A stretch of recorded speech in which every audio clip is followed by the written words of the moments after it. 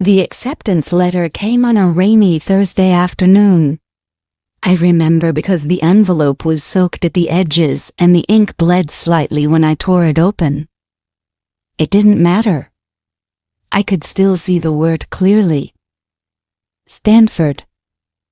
My dream? My heart pounded. My knees gave out. I fell to the floor in disbelief, clutching that piece of paper like it was oxygen. I had worked for this. I had bled for it, pulling all-nighters, taking AP classes, volunteering, skipping sleep, turning down parties. All of it for this moment. And then, just as I was catching my breath, my younger brother Mike burst into my room. His face was red with excitement. He was holding his own envelope. "I got in too," he shouted. We stared at each other for a second. Two siblings. Two dreams realized. Two spots at one of the most prestigious universities in the world. I hugged him, genuinely happy. We were going to Stanford together. Or so I thought. A few hours later, our parents called us downstairs. Before I dive into how my parents' favoritism shaped my life, let me know from where you are watching and subscribe if you have ever felt overlooked by the people who should have supported you most. We sat on the couch side by side, glowing with hope. My mother's arms were crossed, my father's expression was unreadable. Then he said the sentence that shattered me. "We're only paying for Mike's tuition." My smile faded. I blinked. "What?" I asked, thinking I'd misheard. "You'll have to figure it out on your own," my dad said, his voice cold and flat. And then came the knife to the heart. "He deserved it, but you didn't." Everything went silent. My ears were ringing. My chest caved in. My mother didn't say a word. She just sat there, arms folded, eyes judging. My hands trembled in my lap. Mike looked down. He didn't say anything, not even a whisper in my defense. That hurt more than the betrayal. He knew what I had sacrificed. He knew how hard I had worked, but he said nothing, not a word. And in that moment I knew I was alone. Absolutely. I didn't sleep that night. I sat on the floor of my room holding the acceptance letter, reading it over and over, trying to find some flaw, some reason why they thought I wasn't worthy. But there was none. The letter was perfect. My grades were perfect. My record was flawless. But somehow to them I still wasn't enough. My own parents looked at their two children and chose Mike. Not because he was smarter, not because he worked harder, but because he was the boy, the golden child, the one they had always favored. It had always been that way. He broke the rules. I followed them. He got praised. I got ignored. And now they weren't just showing preference, they were cutting me out of my own future. I cried silently, because even my tears didn't deserve to be heard. I had no money, no backup, no safety net. But I had something else. Fire. Pure, unfiltered fire. They thought I would give up, that I'd shrink and disappear. But they underestimated me. I applied for every scholarship I could find. I stayed up all night filling out forms, typing essays with swollen fingers, rewriting my personal statement until the keyboard felt like knives. I picked up part-time work at a bakery, then another job delivering groceries. Weekends were a blur. I didn't have time to feel sorry for myself. I didn't have the luxury of rest, but I made it work. One piece at a time. I remember when I finally got the call, a full ride, merit-based, no strings attached. When the woman on the other end of the line said, "Congratulations, Abigail, we'd be honored to fund your education," I almost dropped the phone. I didn't tell my parents. Not right away. Let them think I'd failed. Let them think I'd failed. Let them think I was too weak to rise. I moved out a week later. They didn't even ask where I was going. I packed my things into a used sedan I bought with my savings and drove across state lines toward a future they said I didn't deserve. The first time I saw the Stanford campus, I felt like I could finally breathe again. I was there. On my own terms, my own fight. No silver spoon. Just steel in my spine. Mike was already there, living in a polished dorm funded by Mom and Dad. He texted once, "Hey, congrats on making it." I didn't reply, because I wasn't ready to forgive silence. I lived in a tiny studio off campus, sharing space with cockroaches and noise. But it was mine. I studied by candlelight when the power went out. I skipped meals so I could afford books. I wore the same 3 outfits on rotation, but I didn't miss a single class. I rose. Slowly. Painfully. Relentlessly. Absolutely. The years went by like wind against skin, sharp, cold, and invisible to anyone who hadn't lived it. I watched students laugh in dining halls, fall in love in libraries, spend weekends exploring the coast. I didn't have time for any of that. I wasn't here to play. I was here to survive. While Mike joined clubs and wore new clothes each season, I washed mine in the dorm sink and hung them on a clothesline out my tiny window. While he posed in group photos with smiling friends, I walked alone from one shift to another, praying for tips just to eat dinner. But I also watched. I saw him skipping classes, failing a few assignments, partying too hard. He was spiraling slowly but noticeably. And my parents? They visited. Came down for parent weekends. Took him out for dinner. Never called me once. Not a text. Not a letter. Not a dime. It was as if I didn't exist. But ghosts don't stay buried forever.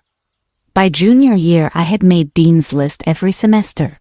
I was leading campus tutoring programs, publishing in student journals, building a name. No one handed me a thing. I had earned every inch of ground I stood on, and still no word from them. No "we're proud of you." No apology. No acknowledgement.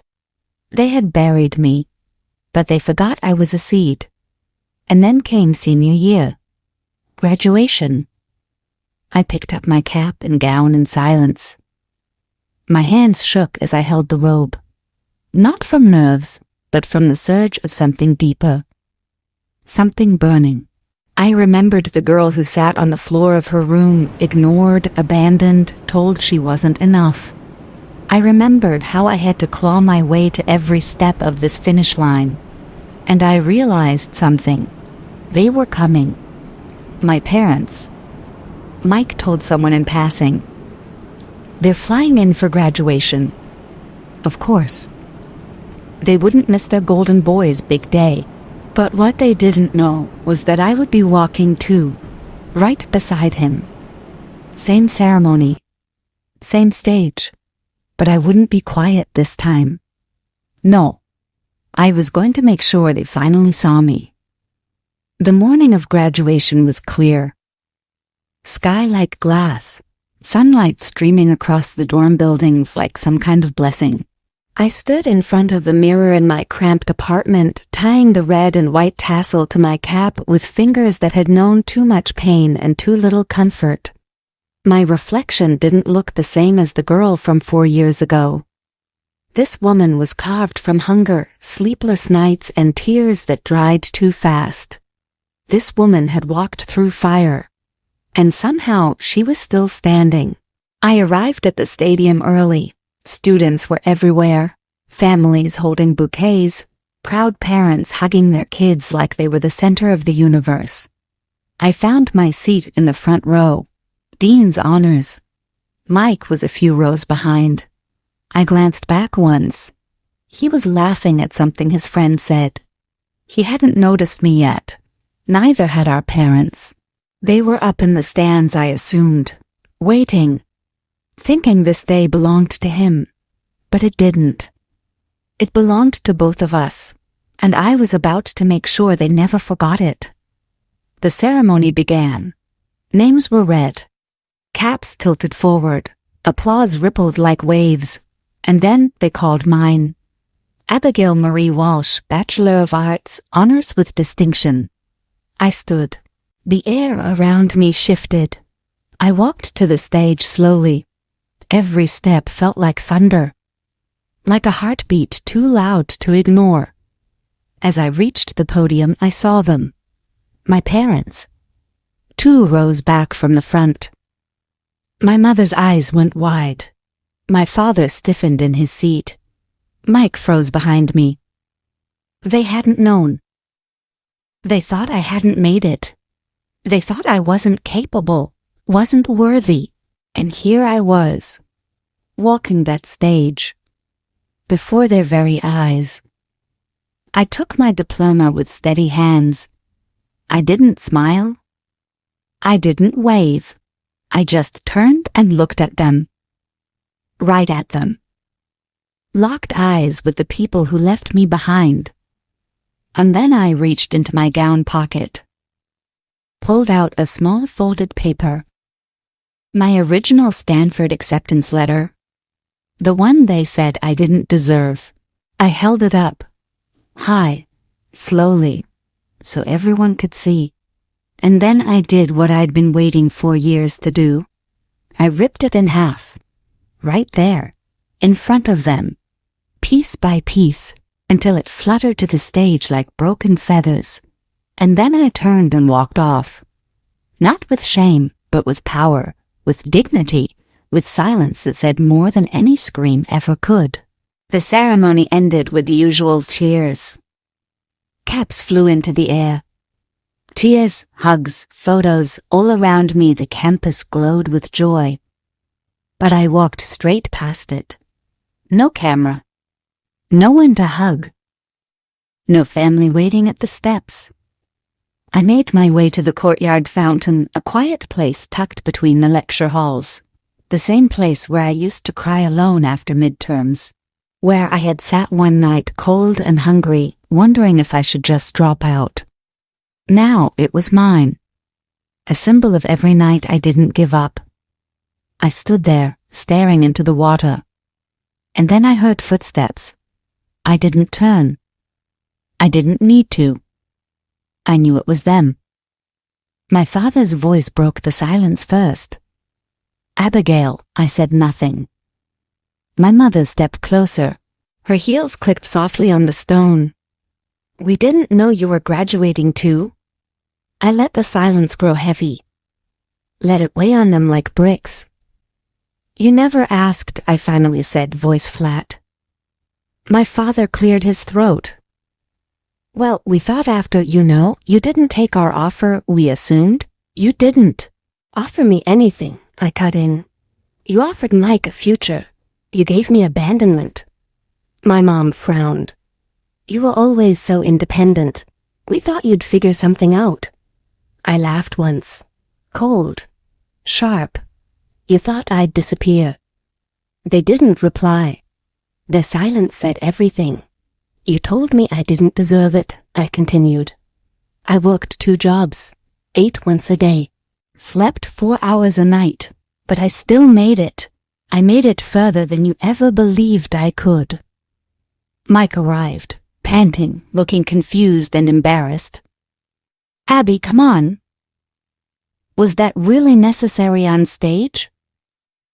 I turned to him. No.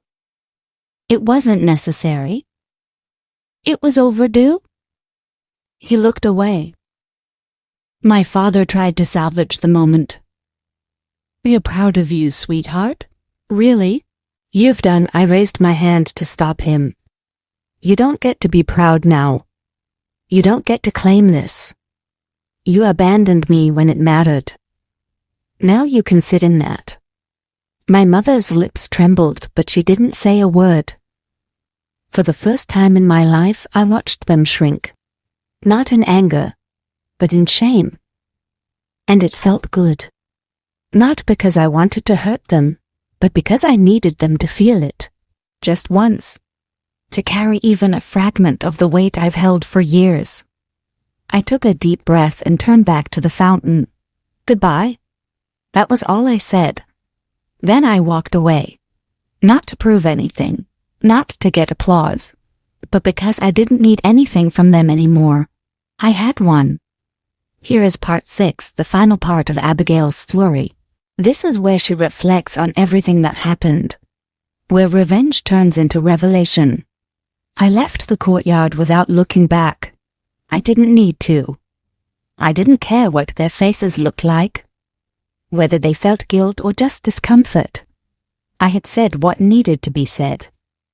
I had given them the truth, sharp, raw, and without apology. For once they were forced to sit in it. And that was enough.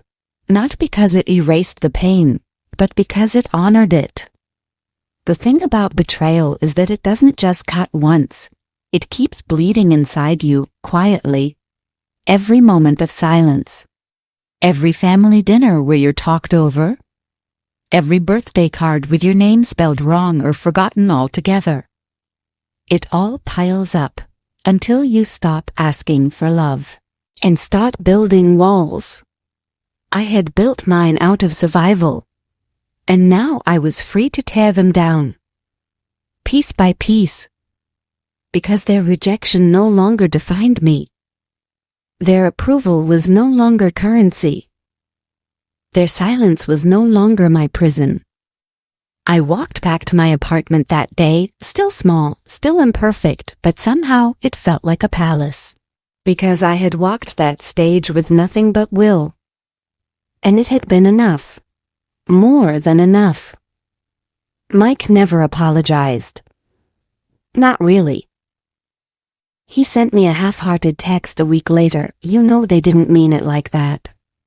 I didn't reply, because I wasn't going to excuse cowardice. I had loved him once, believed we were a team. But he let me drown for the sake of peace. And peace built on silence isn't peace. It's surrender. My parents haven't called since. Not for holidays. Not for birthdays. Not for anything. But I'm okay with that. Some things are better left behind. And sometimes the best revenge is to live the life they said you couldn't. To build it from ash, to rise quietly while they pretend not to look. But they do look. They always do. And they remember. That girl they buried. She didn't just survive. She rose with fire. So now I ask you, the one reading this, listening to every beat of this story. Have you ever been told you didn't deserve something you worked your soul for? If so, what would you do, not just to prove them wrong, but to prove yourself right? Tell me. I'm listening. We all are.